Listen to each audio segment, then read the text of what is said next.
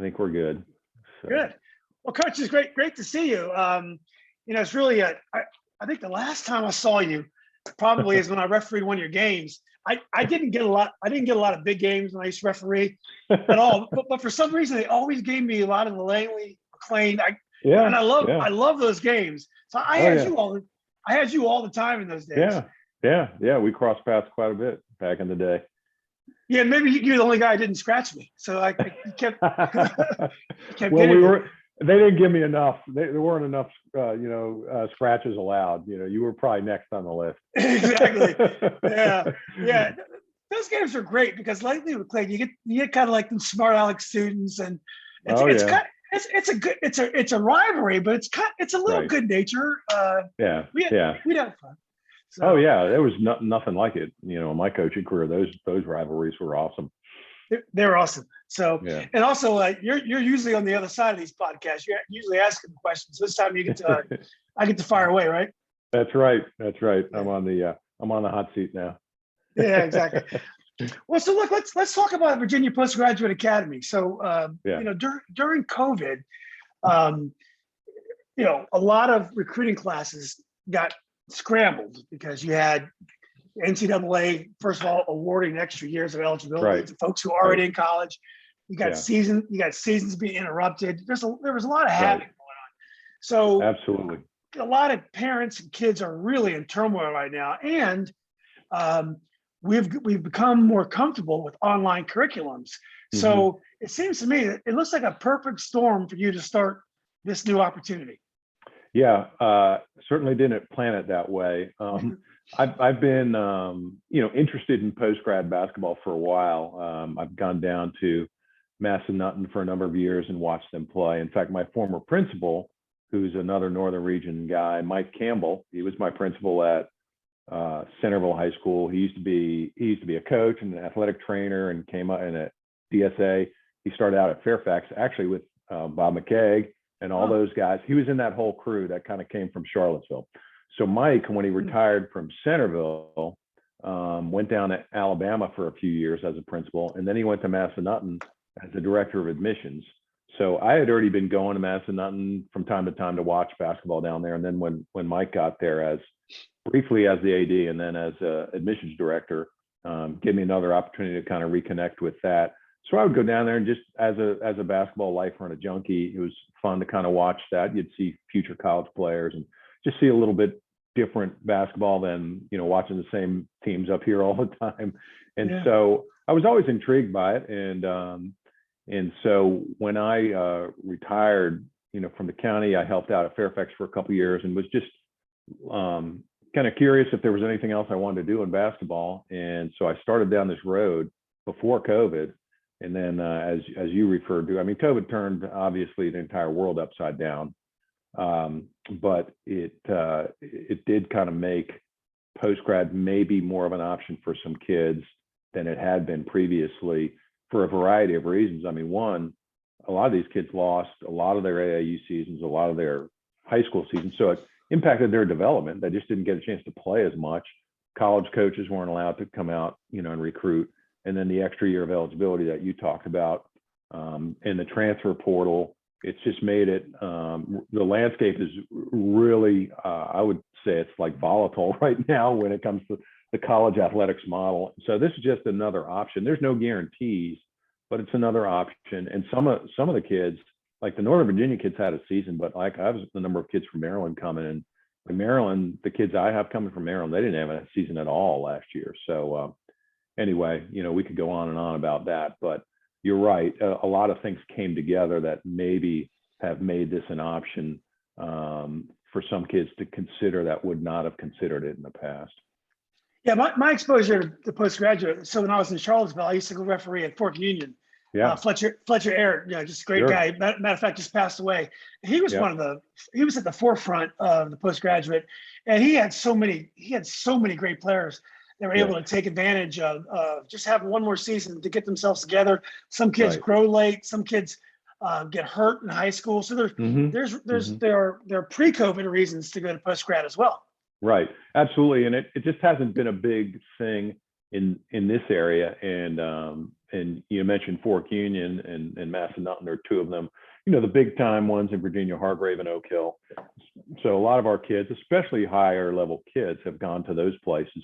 I went down to Fork Union, spent a day down there last fall, and Seth Wilson is the coach down there now, and got a chance to pick his brain a little bit and watch them practice. And then I spoke to Brooks Berry, who is the late Fletcher Errett's son-in-law, and he used to coach there as well and played there. And so, you know, I had a real nice opportunity to visit both Massanutten and Fork Union and talk to people down there and get a little bit of a understanding of more understanding of how that post-grad world works.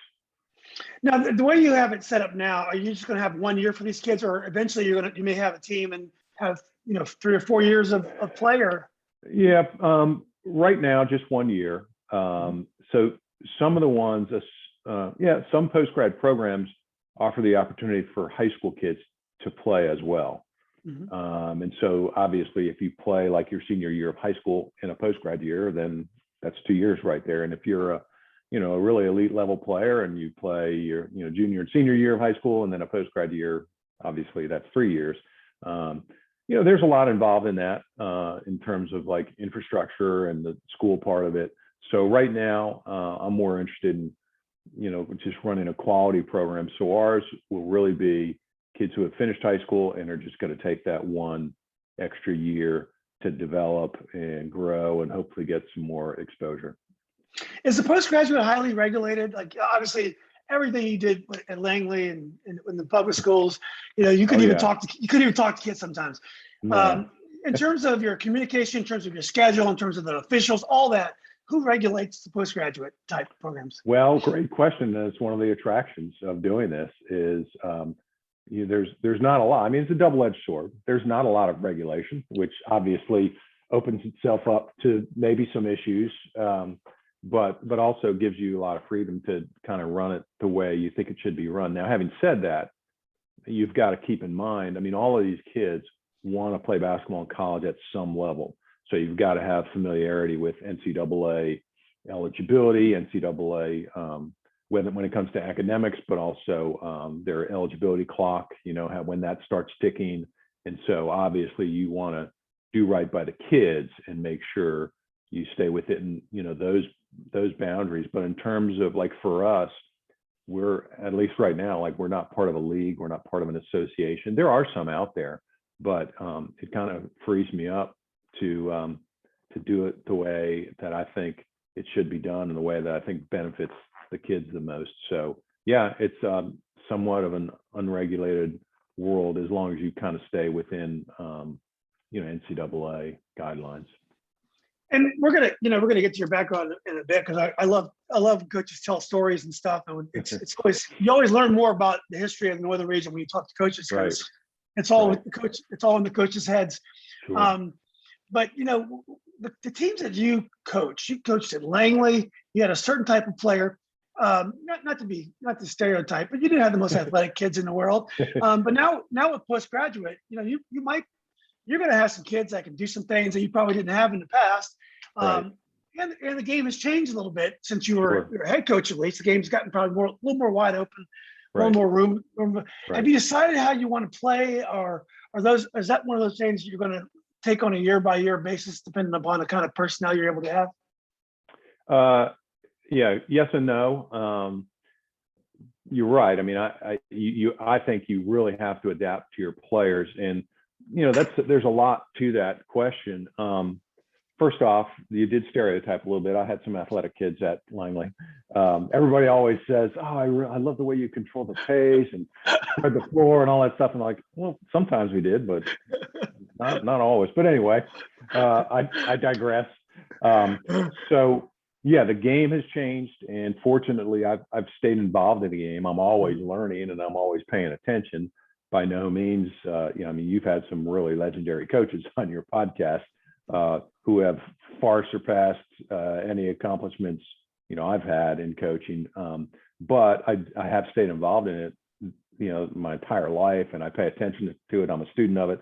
So you're right. I mean, it's changed. That obviously the floor spread, 3-point shot, the analytics. There's not a lot of post play. Everybody's a perimeter player, and I get it. So I certainly have to adapt to that. I have to adapt to like what college coaches are looking for. And then I have to adapt to my talent. And I've never really been a big system coach. I've really tried to, like with this group, I'll use, I have some ideas, but I'll use the better part of, September and into October to really watch them play and kind of assess what's best. And here's the other thing, Julian, that excites me is that I'm not, like, we're not in a league. I don't have an athletic director.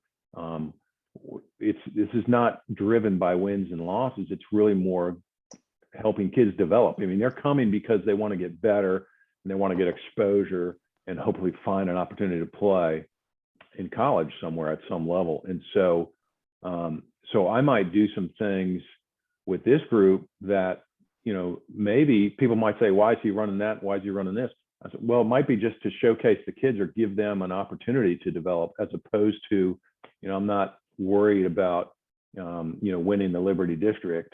So we got to play this way or that way. It's really more about developing players. So yeah, I'm going to watch them play. And also, what I've learned and year one is very interesting, but in recruiting kids, you might, you'll take kids that are interested and available and you think would be good fits, as opposed to, gosh, I got to go out and find, another point guard. You certainly look for those things, but sometimes, kids come along that are interested and, gosh, he's a two guard. We already have a couple two guards. Well, that's okay. I don't mind that. Right. So, have you been able to, is your roster full for this fall? Are you still taking on new players? We have 11 commits right now, which is, pretty good, because the biggest, priority for me, there's a million things you have to do when you set up a program like this and all kinds of infrastructure, but the biggest thing is you got to get players. So that's when all my energy has been. I've been out, since for over a year, running around and recruiting. So we have 11 guys right now. I can't see going over, I go to 12, maybe 13. And it's the same kind of things you talk about, and some different things. Then you look at, like, if you're a high school coach, obviously you got to think about, practices. You can play a game with 8 guys, right? 7 guys maybe, but, we're going to play 30 something games. Could you have some bumps and bruises along the way? Do you want to have, how are your practices going to go?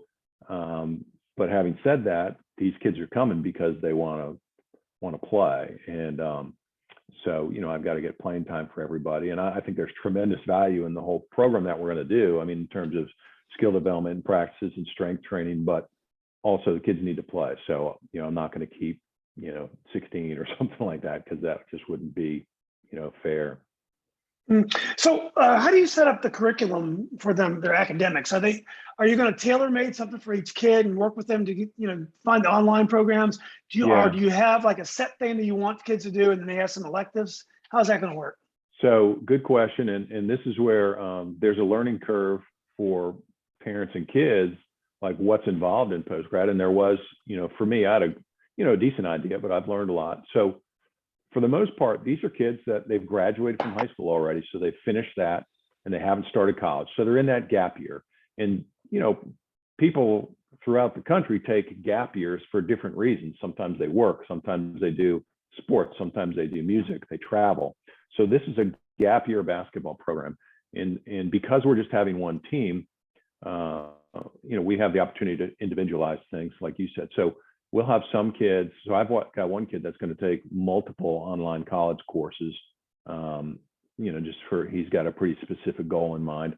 I've got some that will take, maybe one online college course each semester. I've got, I could possibly have one or two that need to, for maybe eligibility reasons, to retake a high school class.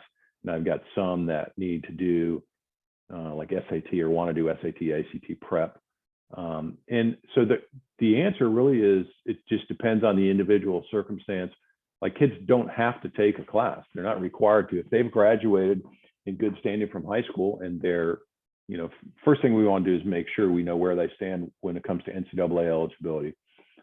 As you probably know, Division III doesn't really have NCAA based eligibility. It's really just school based, but Division I, Division II do have eligibility standards. So, we're going to evaluate that. And I have a guy, you might know him. Keith Adams is a longtime high school and college coach. He was this coach at Springbrook in Montgomery County back in the day when Fowler and Campbell played, who went on to play at Mason on that Final Four team.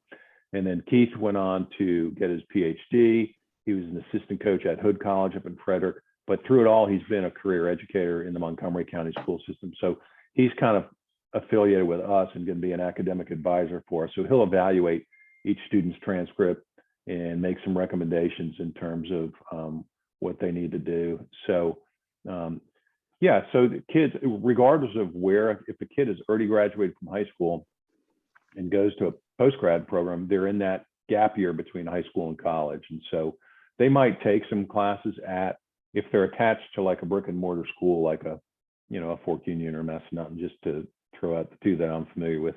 They might take some classes that are offered in the school, but are not necessarily earning college credit, and they've already graduated from high school, or they might take an online college class, or they might take an SAT, ACT prep. So we can really kind of look at each kid's individual situation and see what fits them best.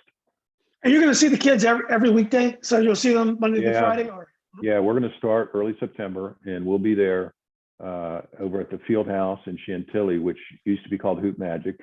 It was actually bought not too long ago by Chantilly Youth Association. And so we'll be there. We right on that main court right there. And they've got a great strength training program there. And then Evolution Basketball does some skill training there. So they're going to work with our kids as well. So we'll be there, Monday through Friday, maybe some Saturdays. It gets a little crazy in that facility on Saturdays, as you can imagine, with all the youth sports in this area. But we'll be there Monday through Friday, and most of September, October will be kind of preseason. A lot of these kids really need to kind of get back into strength and conditioning and cardio, and that's among the things some of these kids just missed out on with COVID.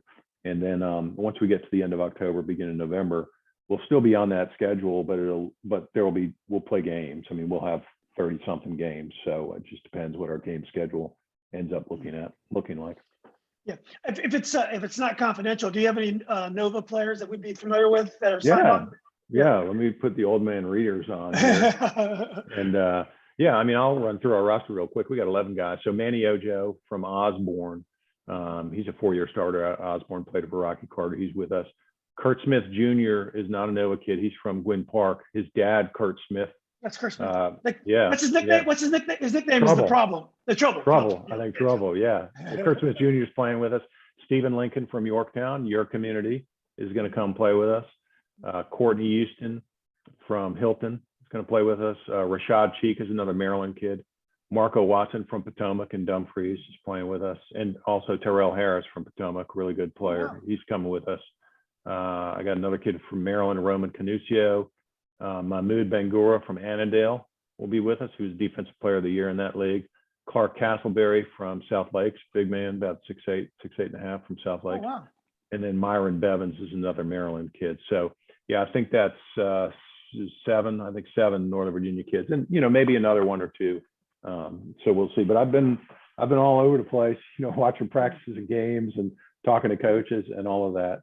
So Prince William's been good. I got a number of kids from Prince William, and then Arlington and Fairfax, and I don't know if I have any Loudon kids, but I've been all over the place talking to coaches and looking at kids. Yeah, you always kept a really good relationship when you were a coach. You weren't one of these guys that was you're very easy to talk to and diplomatic. Those kind of things are probably coming in handy now. I'm sure a lot of the coaches liked you a lot, and we'll send you some players. Well, that's interesting. You're like in this role, I tell people I'm friends with everybody now, because I'm not competing against them, because it's challenging at times. When you're a head coach at one of the local high schools, and you're competitive. I really enjoyed the relationships I had with other coaches, but you're also trying to beat each other, and you get in heated battles and all of that. And so, but now, so I tell my friends, I'm friends with everybody. I'm just trying to, get along with everybody and help kids and and all of that. So yeah, so I've enjoyed that part, and I've reconnected with a lot of coaches too. Much nicer guy these days. So Yeah. yeah. So about reclassing. Generally, this is a big topic in sports. When we Sure. were young, people didn't do it as much. There were some parts of the country it was going on, but Yeah. we had probably never heard anyone doing much of it. Nowadays, you have kids that are held back before they go to kindergarten or even first grade. Then you have kids that are kind of held back during middle school Right. and then you have kids now that may transfer to a private school so they can reclass in the middle of it. And then you have kids doing a postgraduate year. Now, I know that every kid is different, and it's tough to say what's right for which kid. But what's your general opinion about reclassing and in age in terms of what your potential is? Sure. Well, and I like your disclaimer there. I agree. It's hey, it's a parental decision. I respect the rights of parents to do what they think is best for their kids. But yeah, I think it gets a little crazy. I mean, it's part of the whole landscape now. I mean, whether you're talking about transfers and reclass and all of that.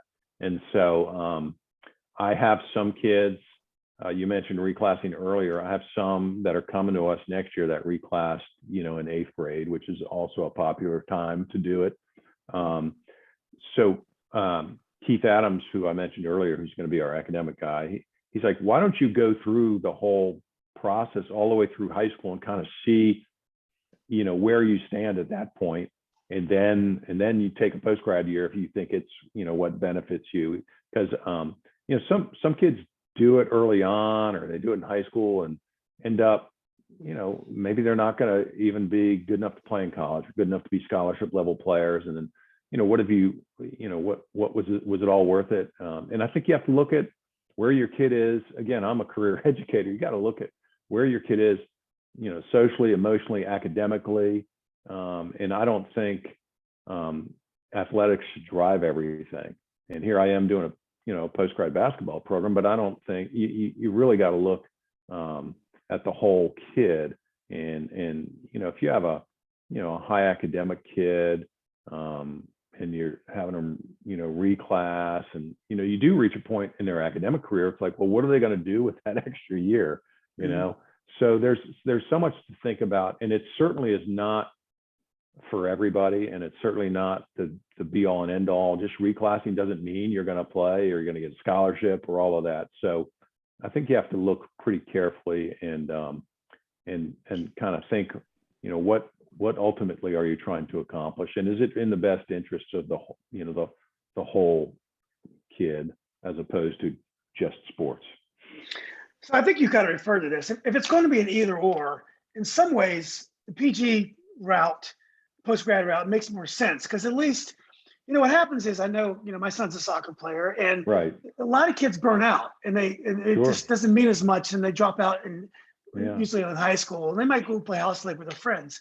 At least if you do postgraduate, you know that as an 18-year-old, 19-year-old, you're serious enough to want to do this, and make the commitment to do it another year. Yeah, that's one way of looking at it. And again, I learn all the time. And I mentioned Keith, Adams, that's kind of the way he looks at it. And to me, it makes sense. But again, like you said, every circumstance is different. Every kid is different. And every parent's perspective is different too. So, but I think it's, probably done more than it should be, in my opinion. Yeah. Now I know your wife, Kara, I believe was a top player at Paul VI. Yeah, she played at PVI. She played at JMU. She was the joke. The joke in our family is that she was the player and I'm the coach. So she was a much better player in her right. But if you can't play, you coach, and if you can't coach, you officiate. Right. Yeah. You said it, not me. Exactly. So does Kara have any involvement in the academy, or? She is supportive. Okay, she's supportive. Okay, that's great. That's her mom. No, it's funny because she coached for a year or two when her playing career was over with at JMU. She coached at PVI with Nancy Melnick, did a little bit of AAU. But you kind of referred to it earlier, like she played year round from the time she was young, all the way through high school, all the way through college. And she kind of reached a point after her college career. It was great, but she was she enjoys it as a fan now. I think when you do it year round, your whole life, some people reach a point where like, okay, that was great. Now I'm ready to move on. So, yeah. Well, let's go back to your Madison days. So I know you played at Madison, and you must have gotten there right after they had that great team. I know. Yeah. I didn't know this. We started doing this Noble Legends thing. Right. Madison was #1 rated in the Washington Post most of the year in 1976, and it's just so funny because as me and you we've learned over the years, we always feel like that we're ignored by these pollsters, and right. we very rarely have I've ever heard of us being rated #1 in the Washington. Yeah. Washington. So you must have been there right during that time or right after that time. Yeah, I graduated in 1980. So so I saw those guys. I remember sitting there. I don't know if I was in 8th grade. I think I was in 8th grade maybe that year, and watching those kids just warm up and play. And I was the wide-eyed 8th grade kid thinking I'd love to be out there someday. And it was really cool to watch them play. And I mean, that was a different era. You talk about being ranked in the Washington Post. There just wasn't the proliferation of private schools and all kinds of independent schools back then that there is now. I mean, you had the Metro Conference. Is that what it's called, the Metro? That became the WCAC. And there were a couple of the old traditional private schools, but there just weren't that many. And so public schools, many more kids stayed in their public schools. But yeah, that was a great team, and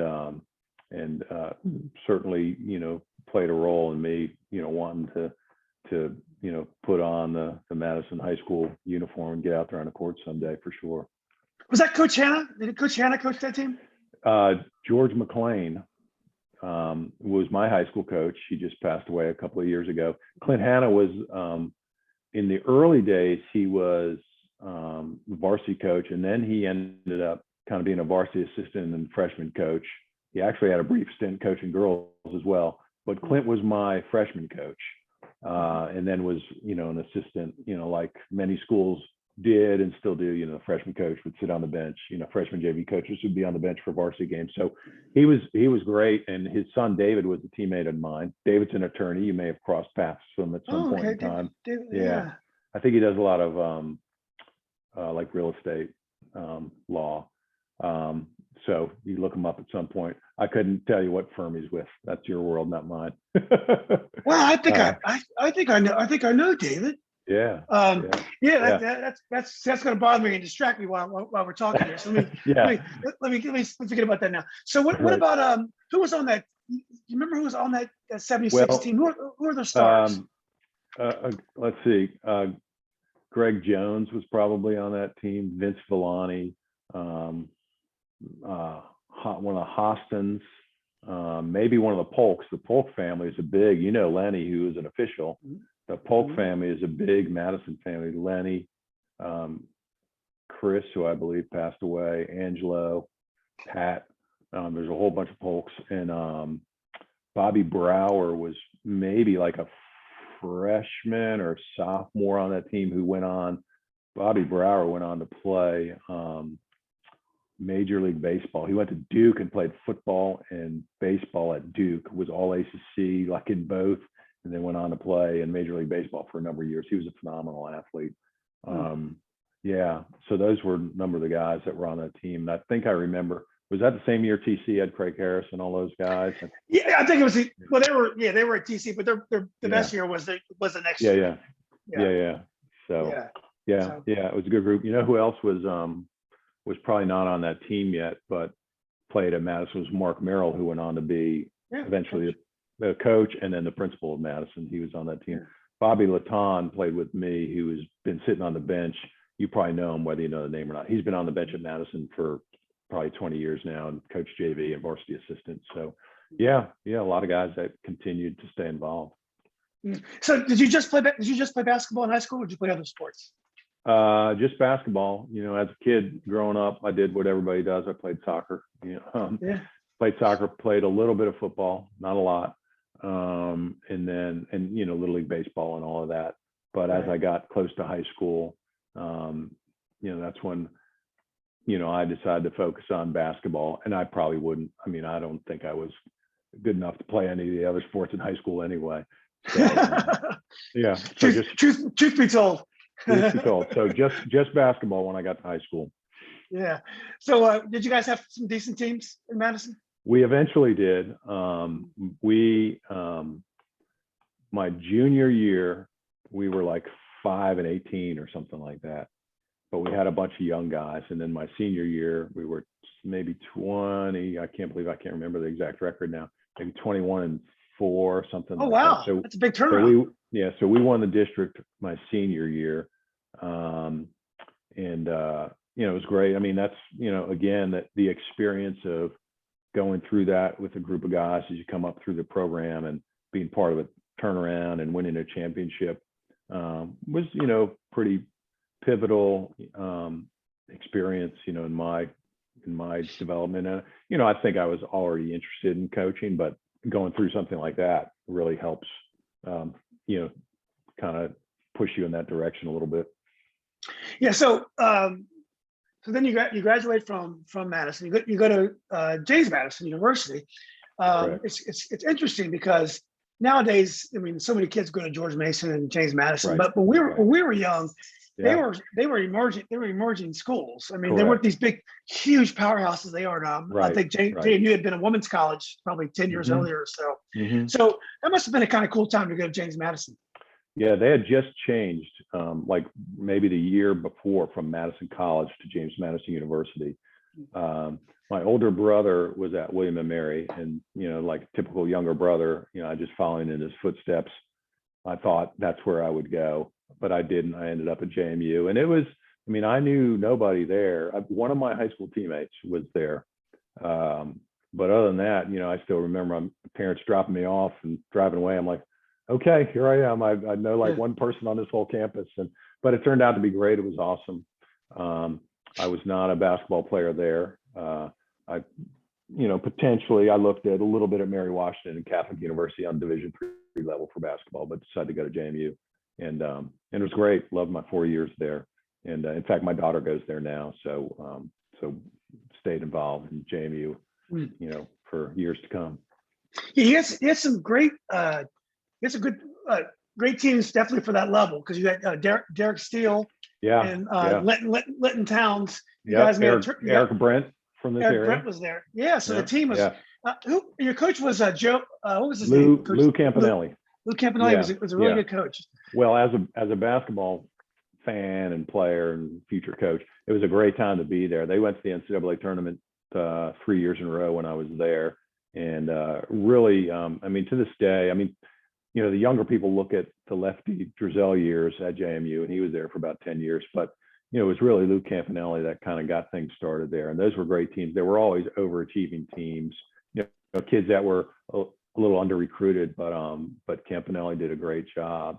And when I was there, Julie and I worked in the sports information office and did a lot of work with football and basketball. And so I was able to kind of get involved and write stories and cover the game, help, with the media and all that stuff. So I was able to kind of have a front row seat to all that, which was fun. And as you know, their football program is pretty high powered these days too. They weren't back then, but their football program had, like, I was there when Charles Haley and Gary Clark played there. Yeah. So they had some really talented individual guys, but probably didn't achieve the type of team success that they do year in, year out now in football. But so it was a good time. It was when they were kind of, arriving on the scene in athletics. It was fun. Do you prefer James Madison now when it's huge and it's all built up, or do you like it when it was a small college town when you went there? Well, change is good, right? But it's different. When I was there, the enrollment was about 9,000, and they used to always say they'd never go over 10, and now they're at 20 something, I think.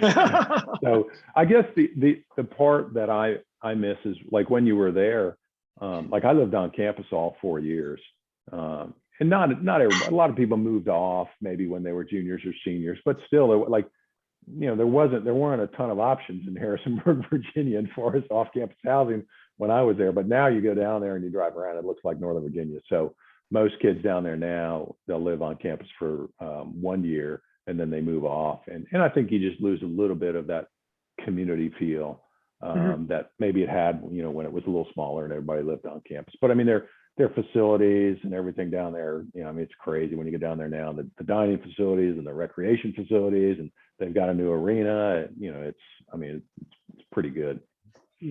Did you have your eye on coaching and teaching when you were at Madison? Definitely on coaching. So when I was in high school, I coached with a friend of mine in Vienna youth basketball, maybe my senior year, and that was pretty cool. And I kind of got the bug a little bit, and I loved it, you know, anyway before that. But I got involved in coaching a little bit, and then when I was at JMU, when I would come home on like winter break, I would go back up to Madison High School, and Tommy Tudor, who's an old Vienna guy, an old Madison guy, a longtime coach, he allowed me to help out with the JV team when I would come home. I think I did some summer league stuff. I know you've done that as well. Yeah. And then in fact, when I graduated from JMU, I came back. My very first year of coaching was as an assistant, like a JV assistant at Madison High School. So it kind of evolved. You know, I stayed involved with Madison High School. You know, as soon as I left, I stayed involved with them, and then got involved in some things at JMU as well. So yeah. Mm-hmm. Yeah. So then you came home and did you get a job in teaching? Oh no, you came home and you went to Paul. Yeah. Well, yeah. So I wasn't, you know, like a lot of kids. I have one now who's been out of college for 2 years. You know, trying to figure out what you want to do, you know, long term. And you know, I knew I enjoyed coaching, so I started coaching right away at Madison for a year, and then went over to PVI. And I was working my first 2 years out. I was working at Trinity College in Northeast DC in fundraising, just because it was a job that I got. You know, I didn't know, and it was good. I liked it, but it wasn't necessarily what I wanted to do long term. And it was really kind of through coaching, Julian, that I was like, you know, I really love the relationships with the kids and working in this environment. So I went back and got my master's in counseling from George Mason. And at that time, you know, after the first year, I moved over to PVI, and I was getting my degree. And then after I finished my master's in counseling, I got a job as a school counselor in FCPS. But I ended up staying at PVI coaching for 10 years total, even though I was, you know, a counselor in Fairfax County schools. That's right. Okay. So I forgot the coach's name of Paul VI. Kind of a good coach, kind of a cranky guy though. Ed Grimm. Yeah. Ed Grimm, awesome. Good coach. I like refereeing for him. He seemed like a very intense guy. Is that right? Yeah, he was intense. He was king of the one-liners with officials. Yeah. I mean, he's my mentor, role model as a young coach. He was awesome. I got to the school, and probably it was like the second or third year the school was open. So they were starting from the ground up, and I was a young, eager guy that wanted to get involved, you know, didn't have family or anything yet. And so I was able to get involved in all aspects of the program. And so my very first year there, I was a freshman assistant, I think, to Rick Monlock, who spent some time at Robinson back in the day. But and then the next year, the Monlock family is an old Northern Virginia family, Alexandria family. But anyway, the next year, the JV job opened up, and I got the JV job. And I stayed in that for 9 years, and Ed was great because he really involved me in all aspects of the program and really helped me develop. So I was, you know, very involved in the varsity team as well, and so I was there at 10 years, and it was a great 10 years of my life, and then from there I moved on, you know, to Langley eventually. I remember Coach Graham used to really teach a chest-to-chest defense. Oh yeah. He was. I was impressed. I thought he was a good coach, and I remember, you know, if some officials would call that bump, he would yell, "That's how they're taught." And I was like, and it was. So I like the way I like what he did over there. He did. He was. So that was in the days when like everybody would follow like Bobby Knight, and not, you know, whatever. We didn't all agree with all his tactics of how he, you know, treated people or whatever. But it was, you know, man-to-man defense, hard-nosed man-to-man defense, and motion offense. And we went to some Bobby Knight clinics. Coach Grimm would go out to Notre Dame every year and spend time with Dear Phelps, just, good stuff. There was, just a lot of opportunities back in those early days. And, but yeah, those were the formative years without a doubt, of my coaching career, to being affiliated with him. And he coached for a long time. He was a head coach at Ireton before he came to Paul VI. He was at Paul VI for probably 15 years. And then he went to TJ and was there for over 10 years, maybe 15 years. So he was a head coach in Northern Virginia for a long time. Yeah. What's he doing now? Is he just retired? He's retired now. He actually lives in my neighborhood a couple blocks over, and his parents are still around, so he helps out with them. Wow. And he's got grandkids. So yeah, it's full-time job for him doing all that now. So. Yeah, you gotta give him my regards. I thought he did a good job. Will do. Yep. Yeah. So was Coach Weird, was Kevin on the bench over there with you too? Kevin was. Now it's funny because Kevin was a student at George Mason. And I think was finishing up his degree, and he coached with us at Paul VI for 2 years maybe, and I got to know him there. Maybe it was just 1 year. He'll be mad that I don't remember, but anyway, yeah, he was with us there, and then he left and became an assistant at Marymount for a year or two, and then eventually, when I got the Langley job, he was the first person I called, and he came and joined me at Langley, was my assistant at Langley for 3 or 4 years before he went on to Marshall. So yeah, so that's where he and I first met when he came. I think he was the freshman coach, and I was the JV coach at PVI. So it's funny. I want to get back to how you started at Langley, but how I met Kevin. I knew Kevin because I knew he was on the bench with you guys. Right. You guys used to all fuss at me like in tandem or trio. So I coached Nova United, as you probably remember. Right. Sure. I had Mike Hausman. I had a few other kids. It was awesome coaching the kids. I always had a B team, which I actually kind of preferred in those days because the expectations are lower. And you can just try to help. You can just try to help kids. You don't have to worry about winning tournaments and stuff like that. So I had this kid named Jackson Dismukes, and I love this kid. He was just a great kid. His parents were amazing. Right. And so so I guess Fulton was the coach at Marshall, and then at the 11th hour, I guess he left the job, and there was no summer league coach that year. Right. So, so the Dismukes approached me, and because I was coaching in AAU, I said, "Hey, would you take on the summer league coach?" I said, "Well, yeah, okay, sure, but who would I be working for?" He says, "Well, I don't know yet. There's no coach." So I'm supposed to go over there and start coaching these kids, and there's no summer league coach. He says, "Yeah." Right. So I was like, "Okay, I'll do it," because I had coached for McKeag and Boyer and Charlie Thompson, so I've done it. And I love coaching, but usually, I'm not a county employee. Usually, I work under somebody. So I just started showing up. It was kind of like, Costanza, George Costanza just started showing up. Right. So I coached. Had some great kids. Loved those kids.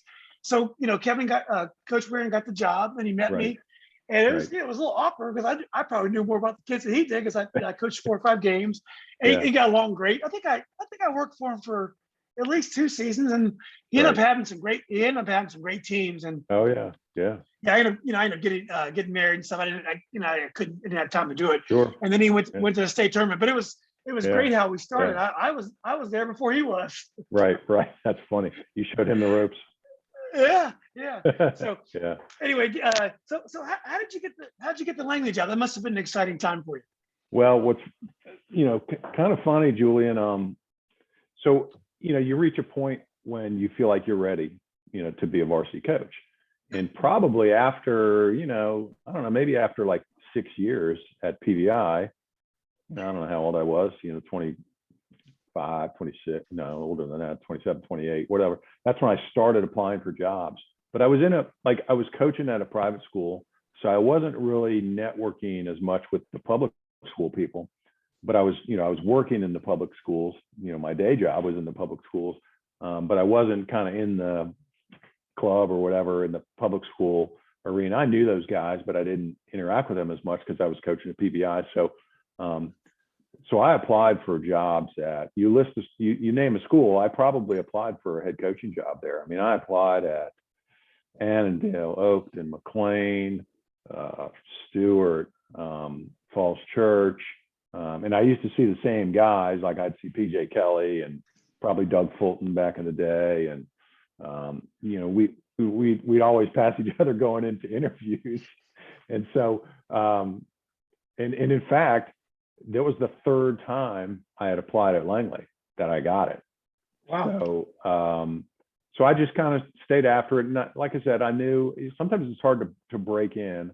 And again, because I wasn't necessarily I wasn't coaching in the county, so I wasn't necessarily crossing paths with the head coaches and with the ADs and that sort of thing. So, maybe it took a little longer for me to kind of establish myself. But yeah, so the third time I applied for the Langley job, I finally got it. It was, it was pretty exciting for sure. Yeah.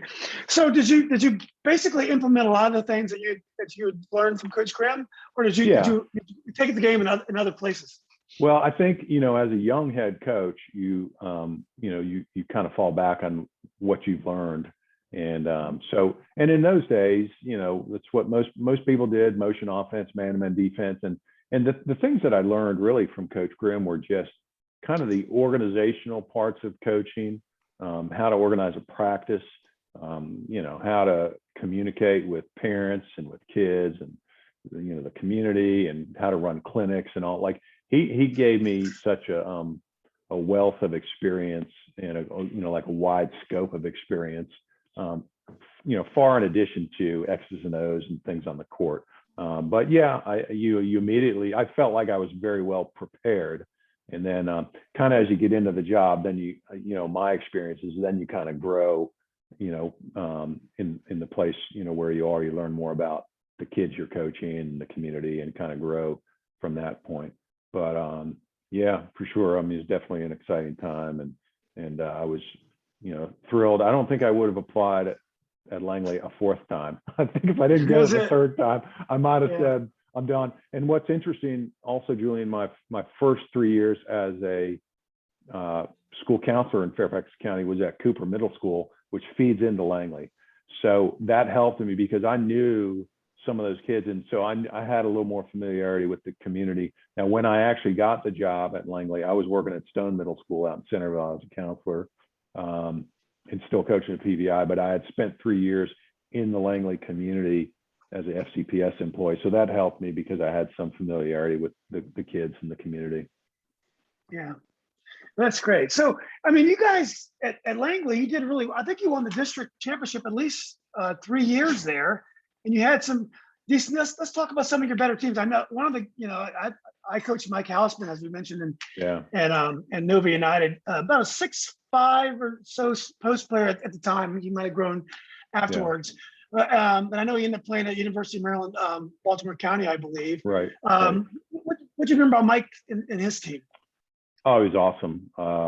He was old school in that, like you said, he was a post player, as he came up, which was, as it turns out, was kind of a dying breed. You don't see many of that, much of that anymore. He was probably in that era where as he went into college, it started to evolve a little bit to big guys playing outside. But and he also, the other interesting thing about him is, he played freshman, he played JV, and he played 2 years of varsity, and that you don't see, and went on to become a Division I player. So in this day and age, I think that would be very unusual. Most kids, if they're going to end up playing on Division I level, probably be at least 3-year varsity players. So he kind of came up through the ranks. He always had, as you coach, super coachable kid, great family, wanted to get better, all the character things were off the charts. And he had great footwork in the post, again, kind of old school. And then as he got older, he started to become more athletic. He developed really good leadership ability. And when he went to UMBC, kind of expanded his game, was able to shoot it from the perimeter, and again, became athletic. He had his senior year, Julian, early in his senior year in high school, we were just doing some basic conditioning stuff, and he planted his knee and turned and went down in a heap. And, my heart stopped.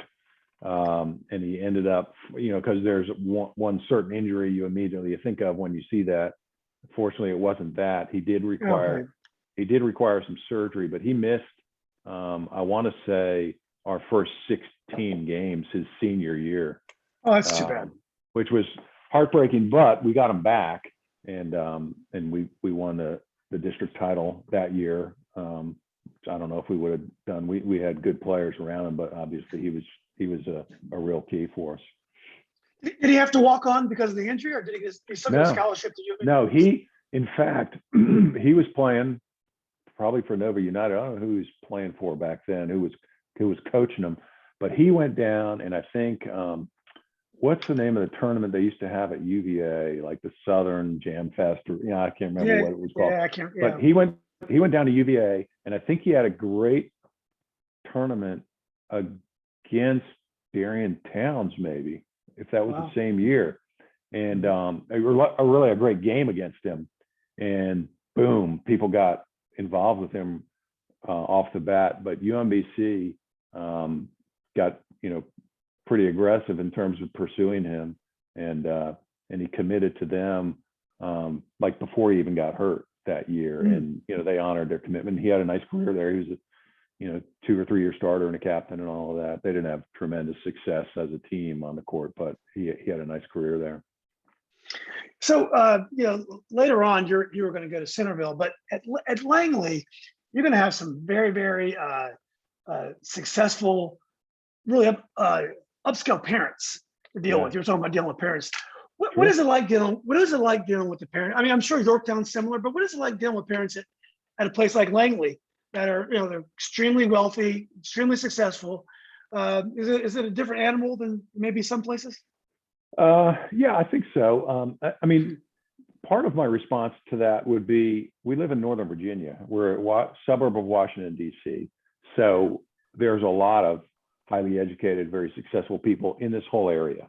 Right. Now, there's probably more of a concentration of them in a place like that.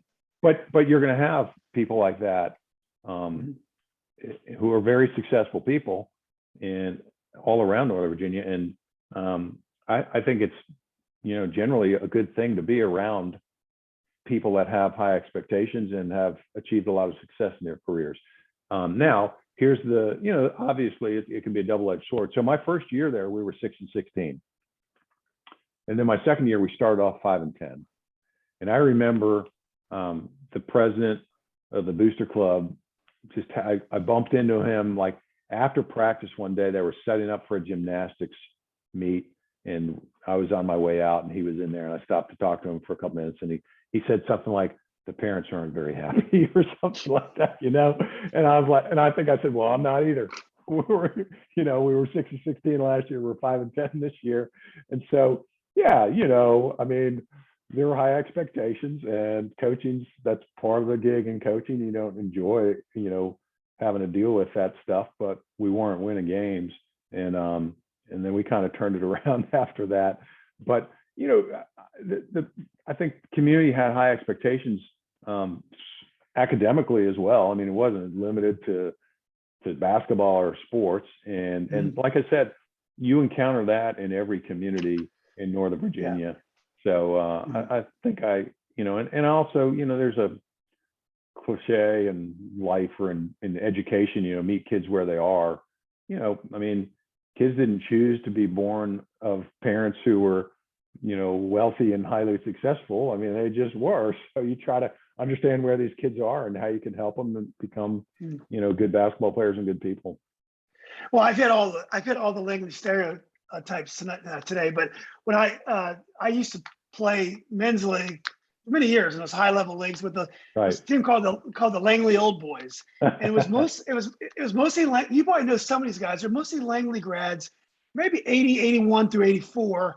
Tom Donaldson, Phil Nichols, Donnie Tidd, the guy Arthur Jackson. I can see him transferring at the time.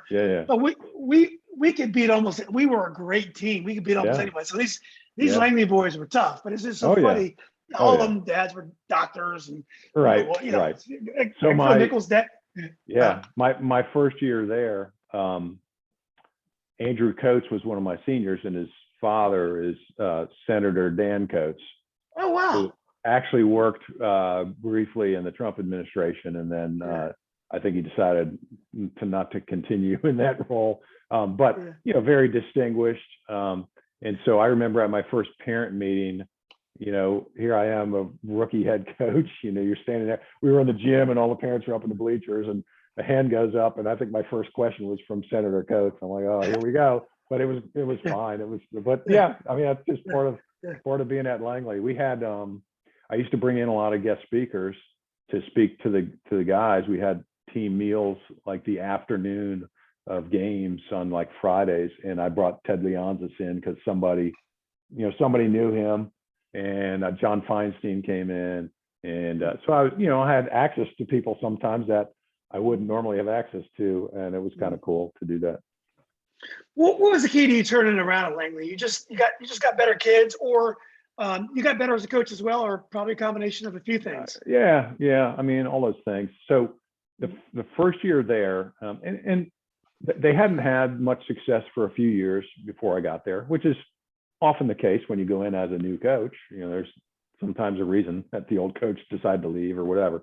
So they hadn't had a ton of success in the recent past, and it's hard, for players, especially senior. I felt for the seniors. I had 3 or 4 seniors that they got to adapt to a new coach in their last year of high school basketball.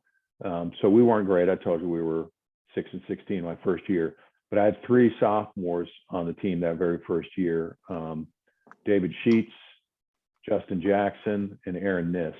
And then I had some juniors. I'll mention Craig Primus being one, who the next year, Craig Primus, who that second year we were 5-10, and I had that conversation with the Booster Club guy, and then we got hot and won like 9 or 10 games. We won the district tournament my second year there. Craig Primus, who went on to be an assistant coach at Chantilly for quite a few years under Jim Smith, I think still teaches there.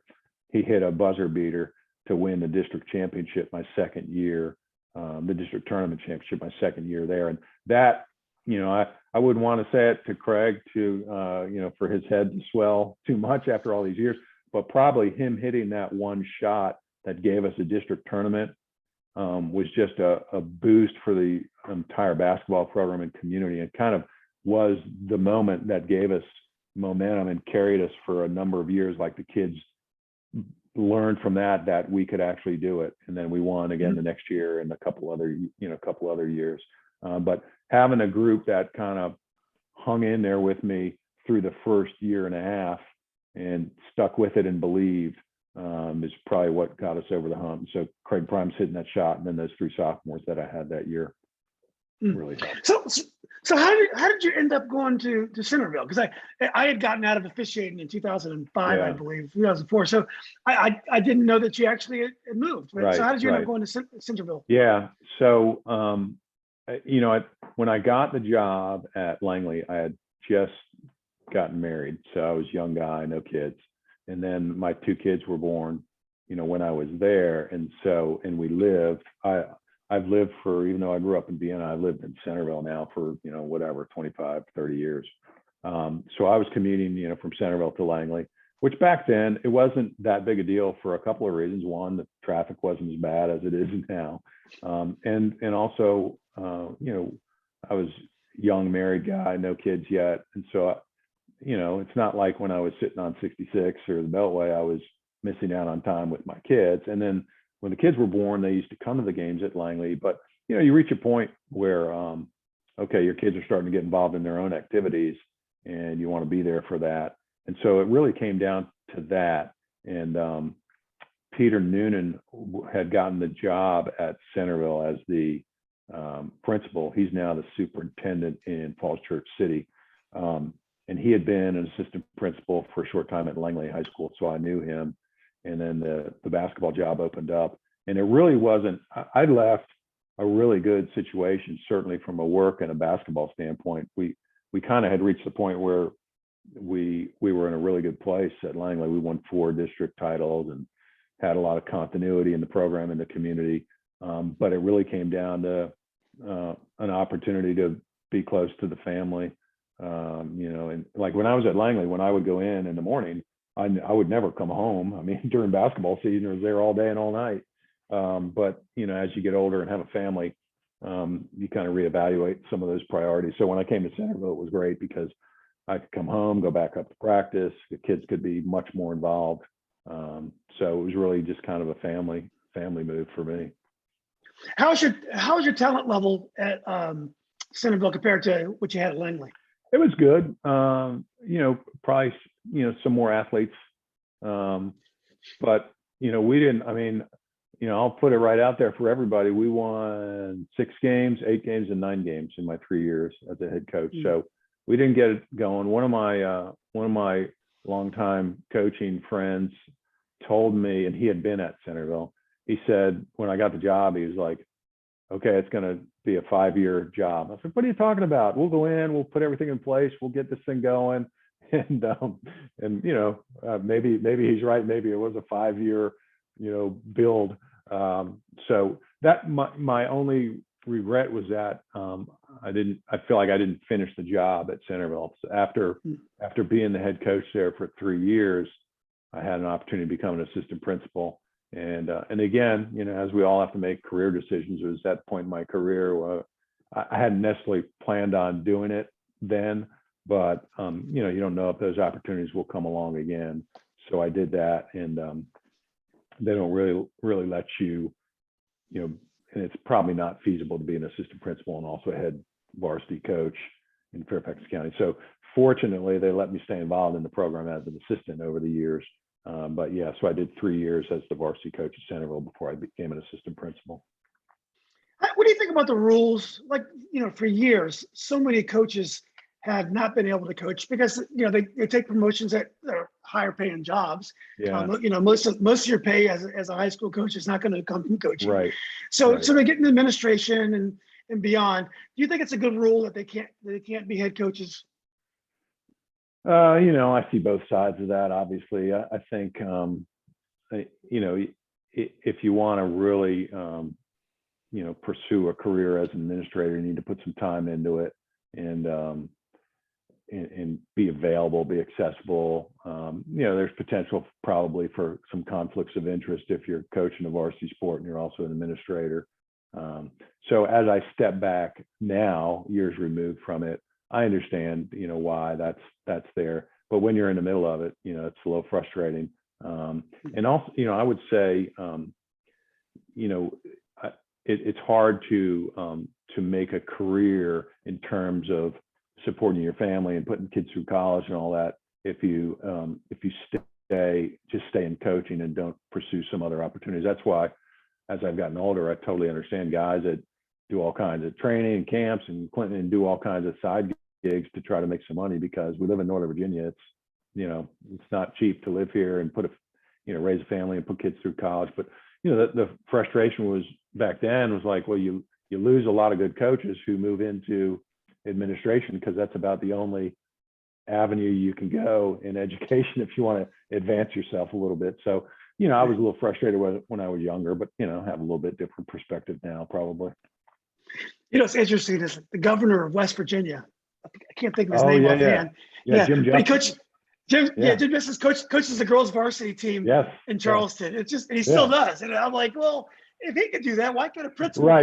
Right. Wouldn't you? Yeah. So if you're a coach in West Virginia, I don't know what the rules are in West Virginia, but you're a coach in West Virginia and an administrator, that just point to that. Say, wait a minute, our governor is allowed to coach. So, yeah. I'm talking to. I know that Mike Dufresne, he married a high school friend of mine, and I know he was a principal up in West Virginia. And I'm supposed to be talking to him at one of these at some point. Yeah. And I was going to ask. I was wondering whether or not he thought about coaching. There, since the governor's he's doing it. Why can't Mike? Yeah. So But anyway, so well, Coach, look, man, I just wanted to. It's been great. I always loved doing your games over the years. Always good times. We always had some laughs. You always had some smart aleck remarks from me when I didn't do get the calls 100% right. But I'm sure you never miss any calls. Come on. Exactly. Well, now that I remember one day, what was the guy's name over at McLean? Really flamboyant guy. Tom Farrick. Yeah. So you and Tom, you guys had a game, and it was one of the last couple seasons I officiated, and it was a packed house, great game, and you guys got the best of them that night. And one of the last few plays in the game, you may even remember this. There was a play coming in, and his guy was going for a layup. And one of your players, he had no reason to do this because you guys are up, 10 or so. He tried to block the shot, and he fouled him on a fast break. And I didn't see it. I was straight line. For me, it was a clean block, but he must have got it from behind. Yeah. And Tom was a guy I got along with great. He never gave me a hard time.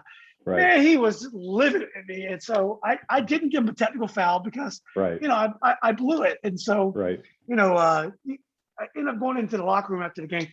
My partners would not stop talking about that I missed that foul. And I know I missed the foul.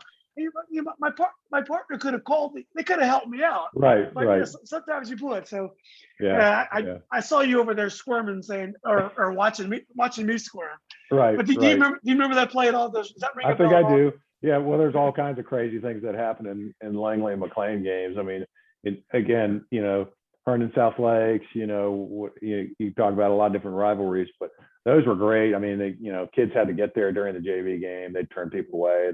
Occasionally there were a little, fights in the stands and all kinds of things. Players were harassing fans harassing your players. But I've always enjoyed coaching in those environments. Makes it a lot more fun. Yeah. I mean, for an official, it's amazing to be in that environment. Yeah. I mean, when you get like a 40-point blowout on a Tuesday night in an empty gym, it's terrible. When you get those games, that's why you do it. I mean, it's just I loved it. There was one year, Julian, we were over there, and again, you never knew what was going to happen. We go in to play at McLean, and I think Tom Dolan was it Tom? Pat Dolan. Pat Dolan was maybe the DSA over there at the time, and I remember all the McLean student section was directly behind our bench. I mean, directly behind our bench.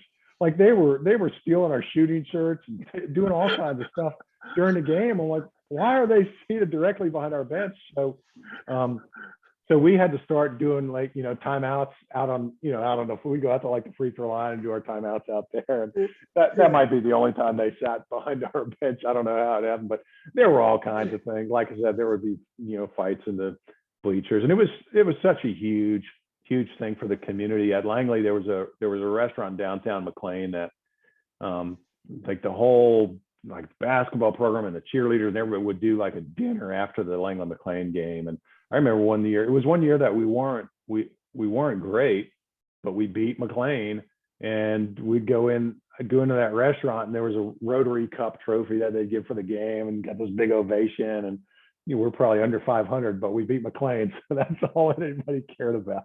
So those were good memories for sure. Yeah, well, my son's a soccer player. When Yorktown plays McLean or Washington and Liberty, it's just the environment's amazing. And it was COVID this year, and it was still an amazing environment. Yeah. So awesome. Well, look, Coach, one thing I'd love to get. I got your schedule. If you don't mind, I'll post it. And you love to keep up with what you're doing. And definitely check out a game or two this year. See how it goes. It's exciting doing something completely new. It is. You're kind of breaking new ground here. Yeah, we'll see how it goes. So far, so good. That to me, that's what's exciting. I've done the high school thing for 34 years, so I just wanted to, this is one opportunity to try something a little bit different. So, like I said, we got 11 kids. We'll be based out of the field house in Chantilly, Virginia, PostGrad Academy.com.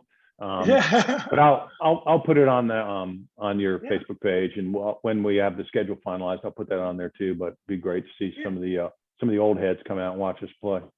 Yeah, we'll definitely come and support it, and hopefully the coaches will send you some good players every year. Yeah. So cool. Well, thanks so much, man. This is I love your Facebook page and all these interviews. It's really good to kind of hear some of the stories and some of the history. There's great history in our area for sure. Oh, it is. It's up to us to preserve it. We've had some great laughs, great moments. So it's I just love it. It's been great meeting all the people like yourself that you guys have given so much to these kids over the years, and I'm glad you guys are enjoying it, because it's all about the people that participate in the basketball community. Yeah. Well, thanks for including me. I appreciate it. Like I said, there's a lot of much more accomplished coaches that you've talked to, but hopefully we all play a little role in the history and in helping kids in our area in basketball. So, well, you did a great job, and you're doing it, and you have an incredible endeavor. So I think you can really help a lot of kids, especially through these tough times. But and every year you always have those late bloomers, or people just don't know what they want to do, and maybe you're providing them a launch pad to the next step. That's the hope. That's the hope for sure.